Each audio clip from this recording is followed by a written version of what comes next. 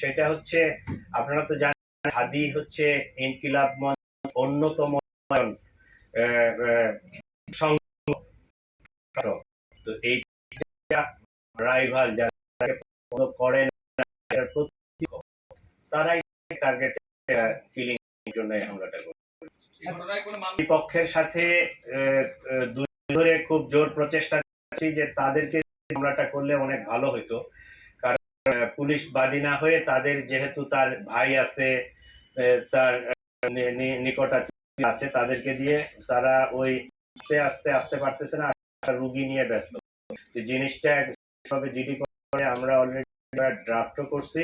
আজকে আমরা সিদ্ধান্ত নিচ্ছি যে তারা যদি নাই আসে সেক্ষেত্রে আমরা ট্রাই করব যে এফআইআরটা ওই হাসপাতাল তাদেরকে সিগনেচার নিয়ে আসা যায় কিনা। যদি সিগনেচার তারা করে দিল, না হলে আমরা পুলিশ বাদী হয়ে মামলাটা রেকর্ড করে ফেলবো।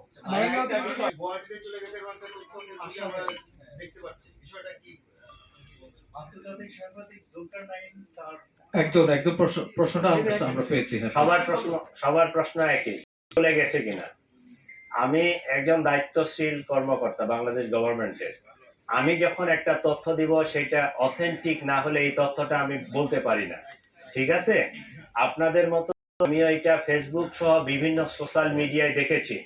আমরা বিজিবিকে সতর্ক করেছি যে সীমান্ত দিয়ে যেন এরকম পারাপার না হয়ে যেতে পারে। আপনারা জানেন যে ইমিগ্রেশনের বাহিরেও আমাদের যেহেতু ইন্ডিয়ার সাথে স্থল সীমান্ত অনেকগুলো আছে, তো ওই যেতে পারে। তো এইরকম আমাদের কাছে তথ্য আসে নাই, বিজিবি সতর্ক আছে এবং আমাদের সকল ইমিগ্রেশন চেকপোস্টে তার ইয়াটা ব্লক করা আছে, পাসপোর্টটা।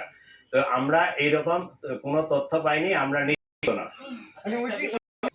এইটাও কিন্তু প্রশ্নটা একই হলো, সে দেশে থাকলে আমি তো তারিখ করবো না, দেশে আছে বিদেশে যেমন পালাইছে কিনা এই তথ্যটা আমাদের কাছে নিশ্চিত না, তাহলে আমরা ধরে নিব যে দেশে আছে। We are trying to name. এদেরকে আটক করা হলো আমাদের কাছে যেটুকু তথ্য, যে এরা ওই অপথে বলতে ইমিগ্রেশন চ্যানেলের না, ইমিগ্রেশন চ্যানেলের বাহিরে চোরাই পথে মানব পাচার করে থাকে, সীমান্ত পারাপার করে থাকে। তো তাদের কাছে এই ধরনের কোনো তথ্য আছে কিনা আমরা এই কারণে তাদেরকে নিয়ে আসতেছি। তাদের সাথে জিজ্ঞাসাবাদ করে কথাবার্তা বলে আমরা কোনো তথ্য পাইলে এটা পরবর্তীতে আপনাদেরকে জানাবো।